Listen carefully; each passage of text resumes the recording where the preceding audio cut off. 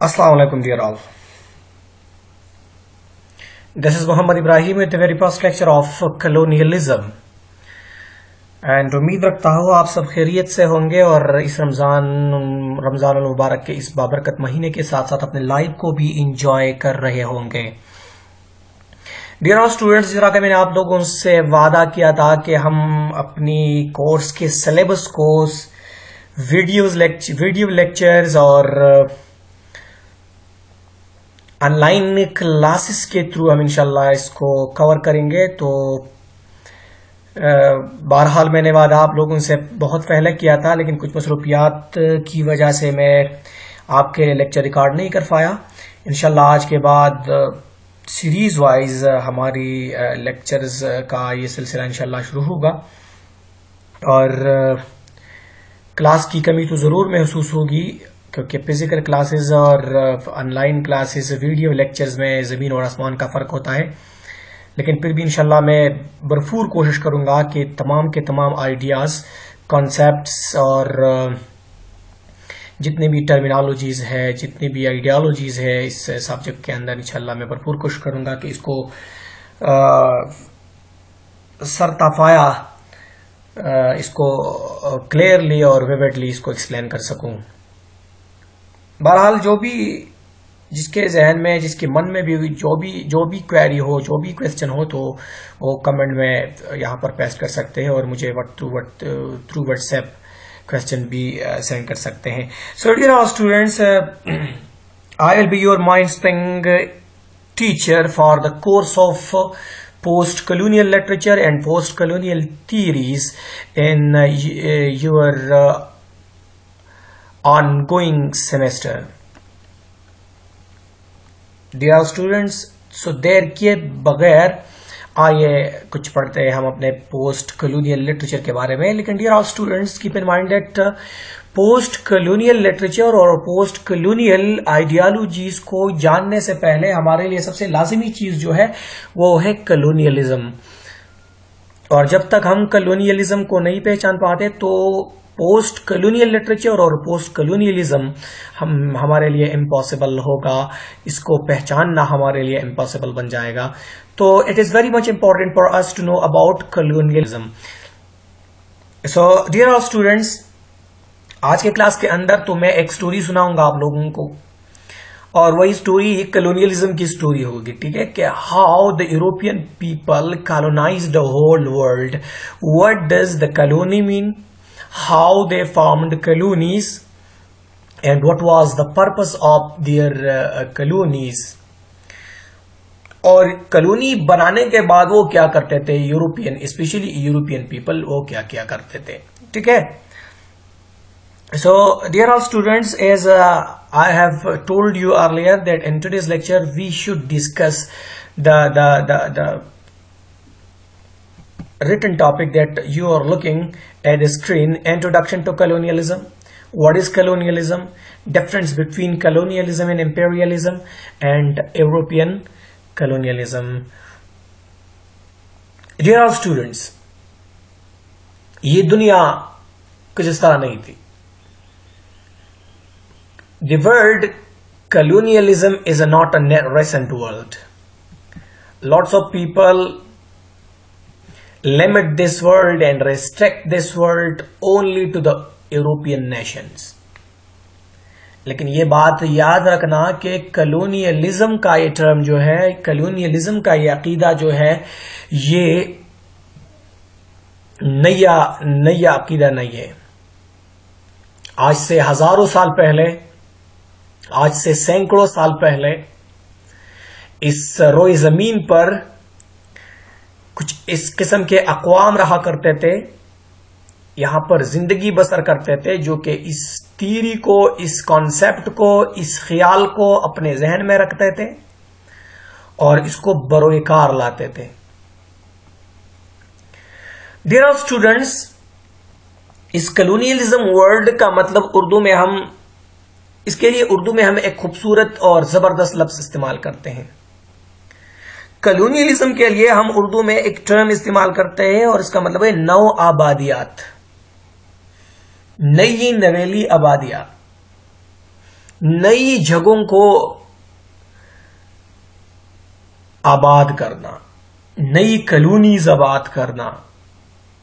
लेकिन इसका मतलब ये नहीं कि नई नई चीजें दरियाफ्त करना। वहां पर पहले मौजूद लोगों को ज़ैर करना और वहां पर एक नई रियासत कायम करना, नई हुकूमत कायम करना, नई कवानीन नाफिज करना, ये सभी चीजें कॉलोनियलिज्म के अंदर आती है। So dear all students, before going to the history of colonialism, it is very much important for us to know about colonialism. That what does colonialism mean? इस colonialism का मतलब क्या है, कॉलोनी का मतलब क्या होता है? And after that, I should move toward a brief history of colonialism, that from where colonialism began, why colonialism began, and what was the purposes of colonialism, what were the impacts of colonialism. This is very much broad topic. It can be covered in 2 or 3 lectures. So the whole ideas and the whole phenomenon should be discussed in the whole course. But in today's lecture, we are moving toward, we are introducing colonialism. What is colonialism? So, dear all students, as you looking the definition of colonialism is, the word colonialism mean to control. So, colonialism can be defined as control by one power over a dependent area or people. It occurs when one nation subjugates another, conquering its population and exploiting it, often while forcing its own language and cultural values upon its people. Dear all students, इस definition का मतलब यह है कि ये एक political movement था, socio-political movement, और इस movement की, इस concept की थ्रू एक कौम, एक नेशन दूसरे नेशन पर हावी हो जाता था, और एक नेशन,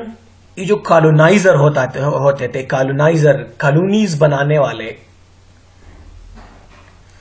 इनमें से एक नेशन ये इंतहाई पावरफुल हुआ करता था, पावरफुल होता था, और हमेशा के लिए ये ताकतवर तरीन नेशन जो था, ताकतवर तरीन नेशन, ये कमजोर और अंडर डेवलप्ड लोगों को ज़ैर किया करते थे, इसके ऊपर कब्जा जमाते थे, और इन लोगों के साथ जितने भी रिसोर्सेस हुआ करते थे, इन लोगों के साथ जितने भी एसेट्स हुआ करते थे, इनके साथ उसकी कल्चर, उसकी तहजीब, उसकी तमद्दुन, इसके साथ मिनरल्स, जितनी भी मटेरियल और नॉन मटेरियल अशिया हुआ करती थी, वो सभी के सब चीजें वो उन लोगों से छीन लिया करते थे और वहां पर अपनी तसल्लुत और हुकूमत कायम किया करते थे।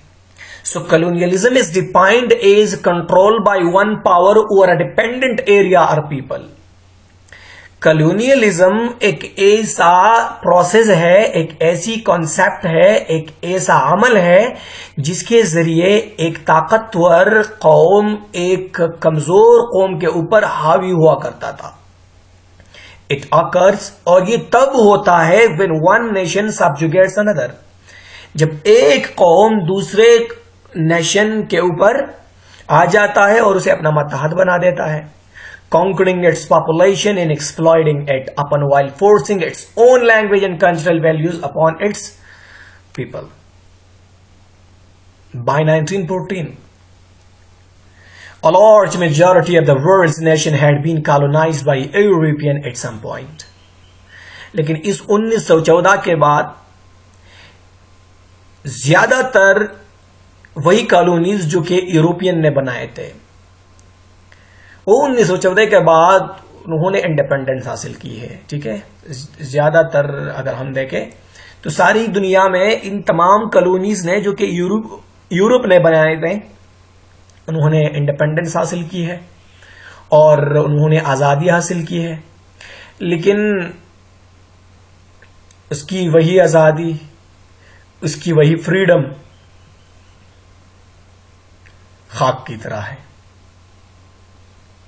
बराए नाम फ्रीडम है, वही आदात, वही अतवार, वही एथोस, वही ख्यालात, वही लैंग्वेज जो कि यूरोपियन छोड़ गए थे उसी पर्टिकुलर एरिया में, वो अब भी उन लोगों के नस नस में और उनकी हड्डियों में पलती फूलती है। So dear our students, it may be clear from the definition of colonialism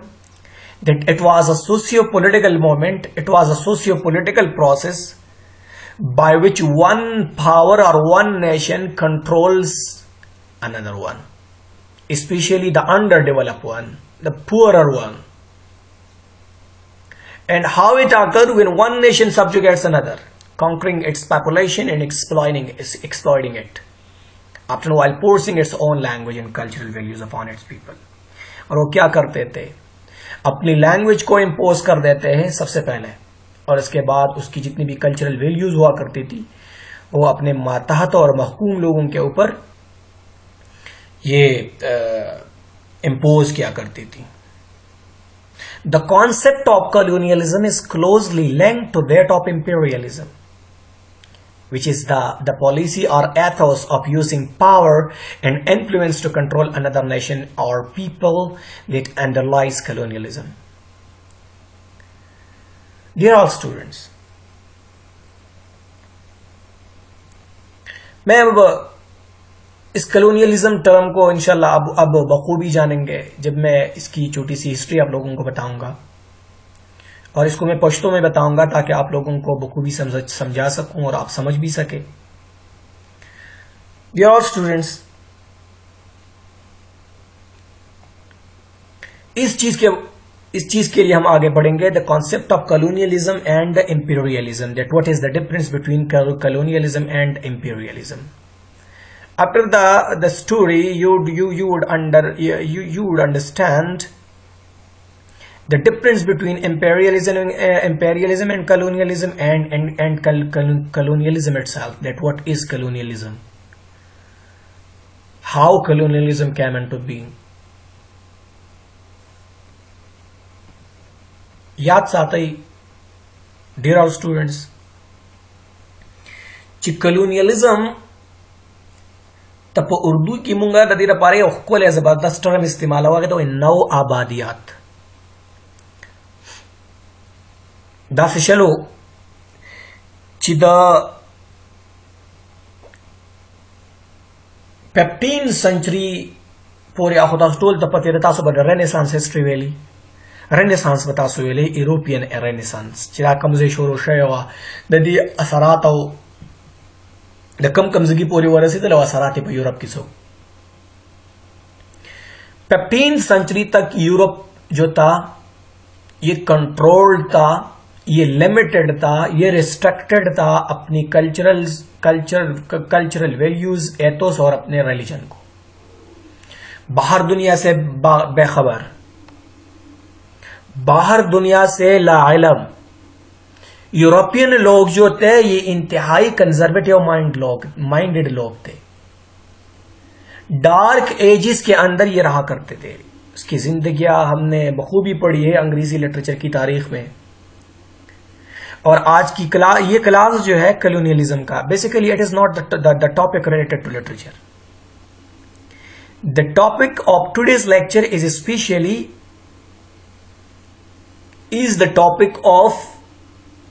IR, International Relations and Political Sciences. But it is very much important for us because literature is the amalgam of all these things. So, ये कलोनियलिज्म जो था, अगर हम कलोनियलिज्म की हिस्ट्री पढ़े तो इसकी हिस्ट्री शुरू होती है 15th century के बाद. लेकिन आज से हजारों साल पहले, सैकड़ों साल पहले बड़े बड़े अक़वाम हुआ करती थी, जिस तरह के रोमन एम्पायर था, ग्रीस था, एंशंट रोम, एंशंट इजिप्ट, ट्यूनीशिया, और द हिस्ट्री ऑफ रेमेसेस 1, रेमेसेस 2, आपने सुना होगा रेमेसेस 1 और रेमेसेस 2 के बारे में। फिरौन द मिस्र چې د هغې سره ډېر زیات طاقتور پوځونه او طاقتور قومونه د هغې سره، نو چې د دوی په سایډونو باندې به کوم ورکوټي ملکونه او داسې واړه ملکونه به کمزوري په دې باندې به دوی قابض کېدل، قبضې به پې کولې، د دوی نه به ټول ریسورسز اخیستله، د هغوی سره به چې د استعمال څومره څیزونه وو، د فایدې څومره څیزونه وو، دا به یې ټول اخیسته او په دغه ځای باندې به قبضه اچوله، د دغه ځای نه به یې خپله یو صوبه جوړوله. که تاسو د برطانیې د هسټري لکه ډیپ وګورئ، نو د برطانیا په خپله کالوني وه د رومن امپایر، د انګلو ساکسن د ټایمز د مخکې، او بیا انګلو ساکسنز که تاسو خیال کړئ، نو انګلو ساکسنز زمونږ سره څلور ټرایبز مونږ ویلو، څلور ټرایبز: انګلز، سیکسنز، جوټس او فراشنز. دا پکې نو دو بیا د ډنمارک د سایډز نه د میډیټرینین سی په دې کوسټ باندې دوی یو، د سویډن په دې کوسټ باندې دوی یو، او دوی به د رومنز به دوی بیا په انګلینډ کې په څه ساتله، په ټرر کې به ساتل. او رومن امپایر چې و، رومن امپایر دی خو تقریبا د نیمې دنیا نه زیاده دنیا دی لاندې کړې وه، نو دا کم کرنټ ملکونه چې دي، نو د دې زیاتر ملکونو زیاتره حصې چې وي، نو دا د رومن امپایر صوبې وي، او دا ټوله برطانیه د برټن لینډ چې و، نو دا د رومن امپایر یو صوبه وه. همدغه رنګې دغه شان غټ قومونه به راتله، په یو ځګي باندې به حمله وکړله، هغه قوم به زیر کو، په هغې باندې به به زور شمشیر حکومت وکړو، خپل ګورنمنټ او تسلط قائم کو. دې پروسس ته وایي کلونیلزم. So in antiquity, colonialism was practiced by empires such as ancient Greece, ancient Rome, ancient Egypt, and Tunisia. These civilizations all extended their borders into surrounding and non-contiguous areas from about 1550 BC onward, and established colonies that drew on the physical and populational resources of the people they conquered in order to increase their own power. उसी चीज के लिए ये लोग ये भागदौड़ लगाते थे, ठीक है. In order to increase their own powers, they always grab the resources of other populations, either physical, material, non-material, ठीक है. अब हमारी टॉपिक के अंदर जो कंसर्न है हमारा, वो है western colonisation, western colonialism, and this is very much important. So Western colonialism was a political, economic, socio-economic phenomenon whereby various European nations explored, conquered, settled, and exploited large areas of the world. Are you getting that? The European colonialism kam term چې مالل تلی کله ادارې دا وګورئ تاسو دې ته وګورئ. د دې مطلب دا دی د دې نه بیا دوی یو موومنټ جوړ کو، او دا داسې یو کانسیپټ دی چې زیاتر یورپین ملکونه اوس پر تزه منشن که پای کې سپین راځي، پای کې دا برټن دی، خو برټن ډېر وروستو راغلی دی، په دې کې پرتګیز دی، پرتګال، صحیح. نو زیاتر یورپ ملکونه چې یو دوی د خپل رینیسانس نه بعد چې کله دغلته رینیسانس راغلل، دوی ورلډ ایکسپلور کوو، دوی بهر راووته، نو دوی سټارټ واغستلو دغه طرف نه، او د دوی یو مقابله او یو ریس سټارټ شولو. د دغه ریس او په دغه مقابله کې دوی به په مختلف بریاعظمونو، په مختلف سایډس او په مختلف ځایونو باندې مقابله به چې څوک به ډېر زیات ځمکه لاندې کړي، څوک به ډېر قومونه فتح کړي. اوس دلته زه یو ورکوټیشن سټوري د دې کلونیالیزم وایم، او دغه کلونیالیزم دا پروسیسز به هم په دې ټول لټرچر کې ښکاري. که دا نننی لیکچر تاسو ټولو په ګولاو غوږونو باندې واورېدو، نو انشاءالله په دې روان کورس کې به تاسو څه مسله نه وي. که ناول مونږ بیا وایو، که پویټري وایو، که د دې نه علاوه پروز وایو، که ډرامټیک ورکس وایو، یا د دې نه علاوه موږ شارټ سټوریز وایو یا ایسیز وایو بیا به موږ ان شاء الله سم مسله نه خو دا پروسس اف کولونیالیزم اٹ از ویری مچ امپورټنٹ ټو نو اباوټ اٹ ځکه چې د پوسټ کولونیل لټریچر یو غټ اسپیکټ دا دی چې په دې کې کولونیل پروسیسز دي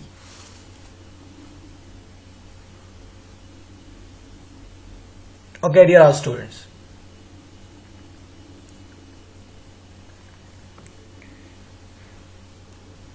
څنګه چې موږ وایو چې کولونیالیزم چې دی دا یو وسنی ټرم نه دی خو ماډرن کولونیالیزم چې زموږ سره کوم شروع شوی دی ماډرن کولونیالیزم دا زموږ سره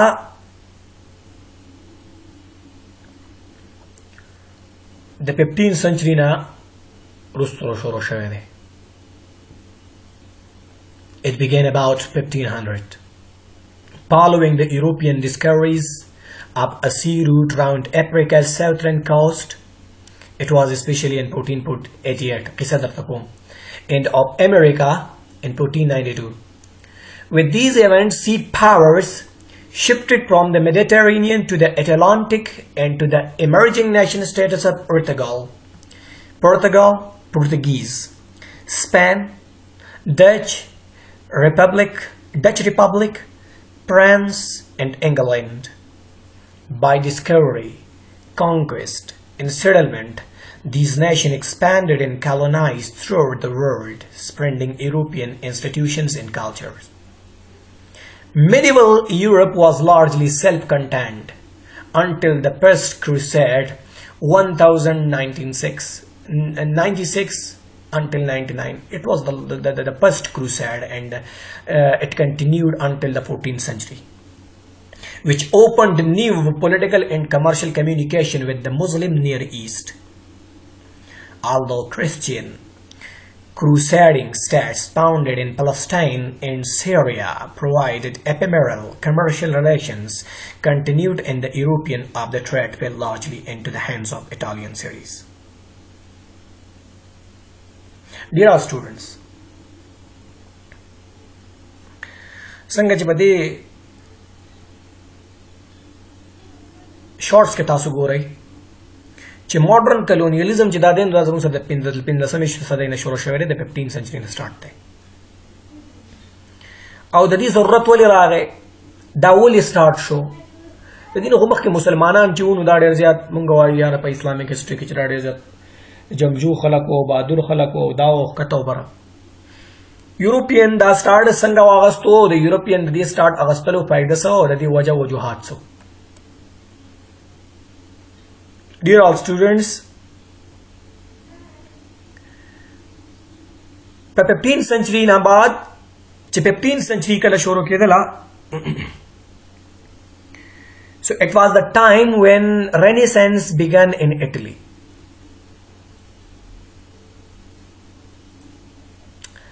او د دې نه مخکې هم پرتګال چې کوم دی زموږ سره پرتګیز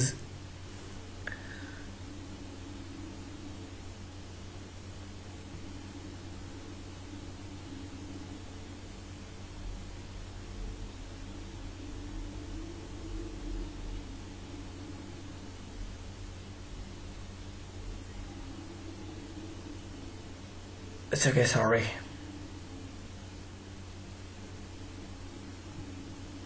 No es Portugal.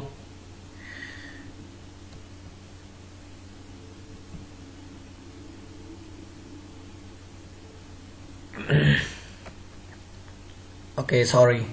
for inconvenience. Dear all students, ټول نه اول پرتګال شو د دې سره چې کوم دا سربیا دا زګونه دي دوی ټول نه اول په کولونیالیزم باندې سٹارټ واغستل او د افریقې مختلف زګونه دي ایکسپلور کړله اسپیشلی د افریقې ډیفرنٹ ایریاز ته غیر راغله او لوی وړي جزیرې چې دلته څومره مو یا دلته خپل خلک آباد او دغه خلک یې زیر کړله او دلته خپل حکومتونه اسټابلیش کړه یورپ دغه ځای نه سٹارټ واغستل خو ټول نه غټ رول چې بدی کې د کولمبس دی او یا مونږ د ایټالین سیاحان وایو کنه مارکو فولو ماپیو فولو نیوفو فولو ټیک ده. یورپ خو ځان نه خبرو د 15 سنچري پورې په خپل قصو کې اختو پر ریلیجن کې اختو religious like church was the powerful institution in the dark ages of Europe. But چې چرچ وته وی چې لاړې تو کدوې بلاړې تو کله چې چرچ به وی چې پاسا د ندی با د کیناستو پاسې دوه عادت اتوار دا ټول د چرچ سره ودی. خو چې کله رینیسانس په اټلی کې سٹارټ شول او د دوی ایکسپلوریشن سٹارټ شول د خپل ملکونو نه دوی بهر راووته. نو پدې کې یو سټوري دا کریسټوفر کولمبس هم دا او کله چې ډېر زیات شوق د کریسټوفر کولمبس دا هیستوري وی نو پدې یوټیوب پدې لیست کې تاسو وګورئ په ارلی امریکا باندې به تاسو ته یو ویډیو ملاوي شي the story of Christopher Columbus inshallah and after that you would understand so کچا ډېر ابو د سټوري دلته کلیر کیږي نه. خو کریسټوفر کولمبس چې ونه دا یو ایټالین سیاحو یو ایکسپلورر هغه درې ویاجز کړیو دا هغه شوق داو او هغه راتلو انډیا ته او د ټول یورپ خواهش داو چې د انډیا ته راشي. ولې چې انډیا په دغه ټایمونو کې په بلوم کې و زمونږ هندوستان په دغه ټایمونو کې انتهایی په بلوم کې و او ډېر زیات په پراسپیریټي کې روانو د دې ځکه سوشیو پولیټیکل کنډیشن سوشیو اکنامیکل کنډیشن انتهایی بوسټ اپ دلته د مغولو دور حکومت شروع کېدو تقریبا او دغه تجوریان او دغه سونی جواهرات زمونږ د دې هندوستان ډېر زیات انریچ سیویلایزیشن او بل د ځمکه ډېره زیاته پخوانۍ ده. نو اکثر یورپین چې بعضو ته پته وه نو هغوی انډیا طرف ته راتلل غوښته چاینا ته هغوی تلل غوښته دنیا هغوی ایکسپلور کوله. د کریسټوفر کولمبس سول پرپز دا و چې دا هندوستان په ځمکه باندې قدم کیږي او هندوستان ایکسپلور کړي او دا ورته پته وه چې هندوستان چې دی نو دا د یورپ نه مشرق طرف ته د اټلانټیک اوشن په یو طرف په یو سایډ باندې پروت دی او دا هغه ټایم و چې په کم ټایم کې د یورپ دغه ایکسپلوررز راووتل او دوی د دنیا نقشې راښکې او د دنیا نقشې جوړولې مختلف روټس یې ډسکور کول. Are you getting that? Dear students, تاسو بس وایي چې سر دا کم از کم تاسو دلته پوینټس لیکلی یا سر زه په دې سیس دونه نابلد یم په دې ویډیو لیکچر جوړولو باندې کم از کم تاسو ځان سره پین او یو قلم دغه کوئ او دا بعضې پوینټس ځان سره نوټ کوئ. وګورئ راو نو کریسټوفر کولمبس د خپل ټیم او سکواډ سره راووتو دوه درې ځله خپل ګورنمنټ ریجیکټ کو انګلینډ ته سوال وکړو ځکه چې داسې یو وویج چې په دې غټه خرچه راتله نو د سپین حکومت د سپانسر کو او د خپل سفر جاری او ساری وساته دا پرکې په ځای د زمونږ د انډیا په ځای باندې هغه لاړلې امریکې ته ورسېد هغه امریکا ډسکور کړه په اول ځل باندې هی ډسکورډ امریکاس او په امریکا کې به تاسو د ورجینیا ریاست نوم اورېدلی دا ورجینیا ریاست په اول ځل باندې دوی چې کله خپل ښودي ونه په ورجینیا باندې ښودي دا نوم ورلا کریسټوفر کولمبس کې ښودو. ورجینیا ورته ځکه ویله چې بیکاز اٹ واز اے ورجن लैंड किसी ने इसको टच नहीं किया था किसी ने इसको मसा नहीं किया था इसीलिए उन्होंने इस जगह का नाम वर्जीन रख दिया. ठीक है और बाद में ये वर्जीनिया बना. उसने अमेरिका डिस्कवर किया. इटली से कुछ और लोग बाहर निकले वो भी हिंदुस्तान आना चाहते थे. मार्को फोलो माफियो फोलो न्यूपो follow etcetera etcetera and so on इस किस्म के लोग निकल गए और वो रास्ता भटक गए और जंगल में सीधा जाके चाइना पहुंच गए. यूरोप की बिल्कुल ये ख्वाहिश थी कि वो एशिया की सरजमीन को और अफ्रीका की सरजमीन को अपनी ज़ेर तसल्लुत ले आए और यूरोपियन की जहन में ये बात थी ही नहीं कि दुनिया में दो ऐसे बरयाज़म भी है जो कि खुश्क पड़े हुए हैं जिसमें इंसानों की आबादकारियों की जरूरत है. The northern America and the southern America वो तो डिस्कवर कर दिए क्रिस्टोफर कोलंबस ने ها اوس دوی د دغه ټایم نه دا شروع واغستله او دوی دنیا ډسکور کول او په دې باندې را مقابله روانه شو. اوس په دې کې دې نومونه ته وګورئ، دا دی فرینچ، برټش، ډچ امپایر، بایجین، سپانش، ایټالین، جاپانیز او دا وروستو چې بیا موږ راځي کنه د امریکن او دا جاپانیز دا ډېر زیات لیټ راغلي دي. کلونیل پروسیسز کې د ټول نه په ټاپ باندې چې څوک بیا کالونیانې چا ډېرې زیاتې جوړولې، په دې کې ایټالین، سپانش او برټش ایز ویل ایز فرینچ. اوس دا کالونی ودې سي جوړې ده کالونی. what was the colonial processes؟ کالونی ودې سي جوړې ده چې فار ایگزامپل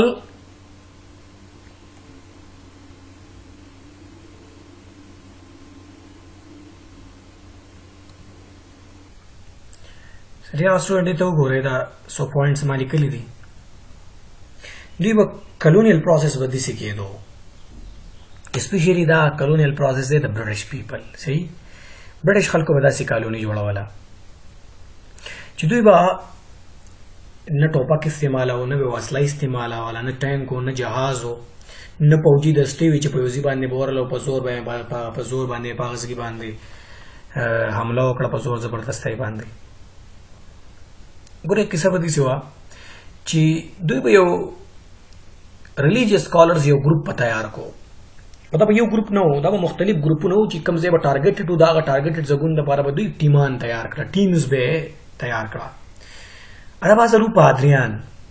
پوهان خلک به راټول کړي وو، هایلی ایجوکیټډ خلک به دا و. دا 15-16 سنچري خبره ده. صحیح،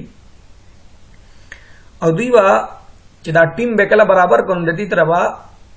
برټش یا فرینچ میمز جنکۍ به ورسره ینګي جنکۍ به مو سره مرګري کړي. خو یاد لرئ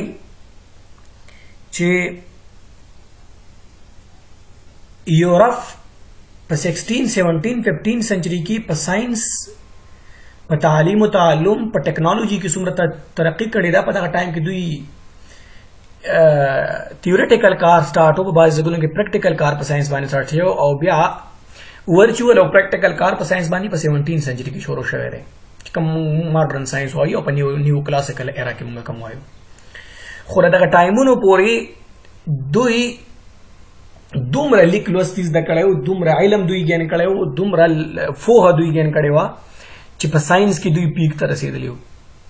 مطلب دا په دې څلورو ایریاز باندې به دوی مکمل وو، پولیټیکلی، سوشلی، سوشلی، اکنامکلی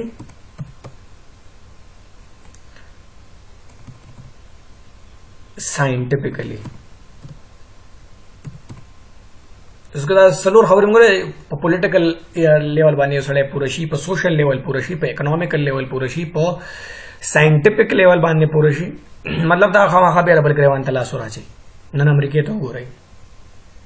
न दागा बल्कु न उची दी पदी हर लेवल बांधने पूरा दी पर साइंस के डेर ज़्यादा मखपौड़ान दी तलियो दुई दादा डार्क एजेस न रावती और दुनिया ज़्यादा तर हिस्से चीज़ दा पदा डार्क एजेस की भी ज़्यादातर दुनिया दा गुलामी पैदा खूबुन के प्रतावा, ज़्यादातर दुनिया ज़्यादातर पार्ट्स इंक्लूडिंग और सब कॉन्टिनेंट चिदुई द बादशाहत पा आगा तर्जी हुकूमत के ऊपर आगा निज़ाम बांधे रवानु द डेमोक्रेसी और दी ज़रूर लसरा कॉन्सेप्ट होना और ना पर दुनिया के ज़्यादा से रोशन ख्याली और दासी आज़ाद ख्याली ली दलियो उन्हें चादों नखुला और दोना मसनूइयत ली दलियो उस دا کم ملکونه چې مخکې تیر مونږه کم منشن کړه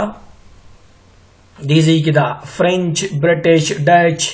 بیلجین، سپانش، ایټالین، جاپان ایټسټرا ایټسټرا، دا ملکونو دوی په ساينټیفیک لیول باندې ډېر زیات مخکې تللي او د دوی سره هغه اکوپمنټس، هغه خبرې ورسره وي، د دوی سره د زندګۍ هغه معیار د دوی بهتر شو، د دوی لایف سټینډرډایز و، لیوینګ سټایل د دوی سټینډرډایز و. نو چې د بهر دنیا خلکو به دوی لیده کنه، نو دا ټول خلک به دوی ته حیرانې ده چې دا جنت مخلوق راغلی که دا څوک راغلی، دا کم خلک دی. نو دا طرز به دوی اپناوه هو د دې د وجې نه دوی به ټول نه اول دا یو ګروپ په ریلیجیس کالرز تیار کو سوټډ بوټډ چې د ټولې دنیا نه به د هغې ډریسز د هغې ناسته ولاړه د هغوی خبرو اترو انداز دا به ډېر زیات بدلو. برټش میمز یا فرنچ میمز به وي د دوی سره جنکۍ به ورسره ینګې ینګې ګرځېدې. دوی به چې کوم ټارګېټډ ایریا ته لاړله هغه ځکې ته نو دا خو انډرسټوډ خبره وه چې په دغه ځای کې به حکومت د چاو دغه د بادشاهت د منارکي سیسټم را روانو د ډېر پخوانه یا خو به راجاو په دغه ایریا کې مهاراجا ډیوک ملک کنګ ایټسټرا ایټسټرا د دې حکومت په او د دوی پر هغه ځګي نه دا ټارګېټ کړی و چې که چېرته دا راجا مهاراجا ډیوک ملک کنګ وغیره که دا یو سړی مونږ په خپل ګرفت کې راولو نو د ده ماتحت چې څومره خلک دي دا بیا زمونږ انډر کنټرول او دا به زمونږ انډر کمانډ دي. دا خبره خو دوی ته انډرسټوډ وه. نو چې دوی به کله دا پرټیکولر ایریا ته ځان ورساو د دوی سره به دا خپل ماډرن انوینټډ ټولز وو ایون د دوی سره به تجارت سامان وو. نو دوی به بیا د خان راجا ملک وغیره سره به میلاو شو. دوی به د دې ځمکې دپاره داسې د یو ټوټې ځمکې غوښتنه وکړه چې یار کاینډلي مونږ ته داسې یو ځمکه پکار ده مونږ میلمانه خو دوی به د دې خبرې نه مخکې یو څو اعلانونه کول یو څو اناونسمنټ به یې کول. اناونسمنټ به د دوی دا و چې وی آر ایجوکیټډ وی آر ایجوکیټنګ یو وی هاو کیم هیر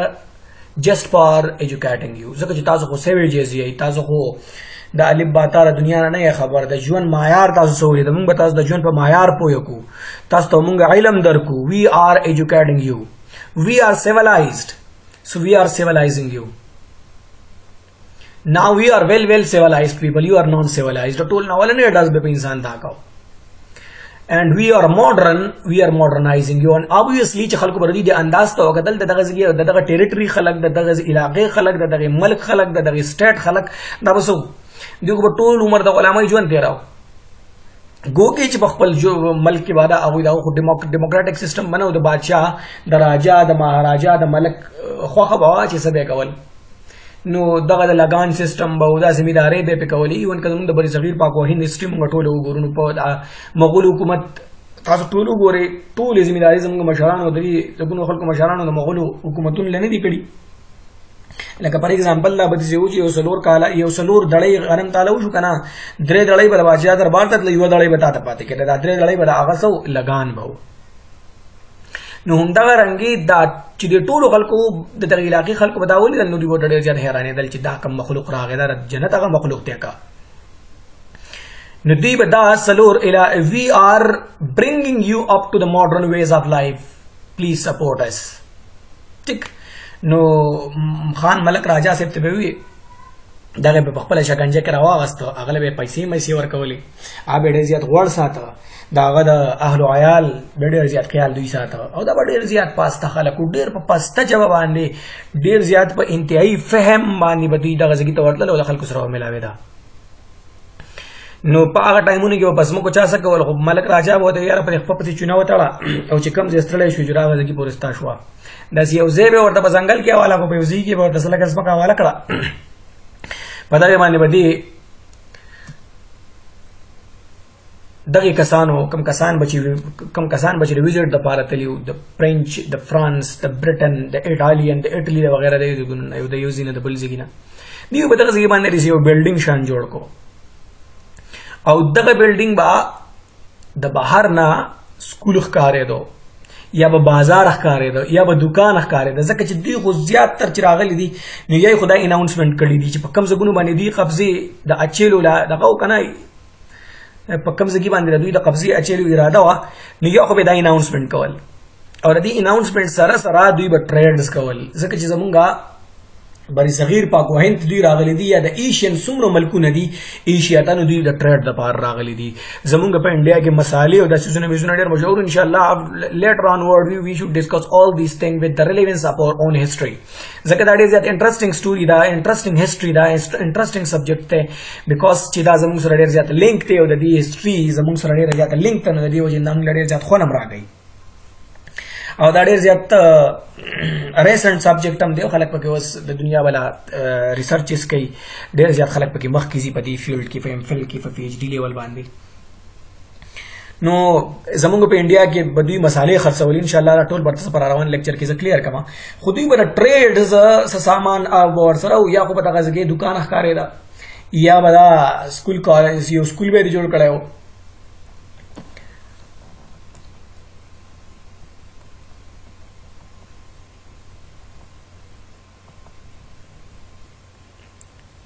اوکے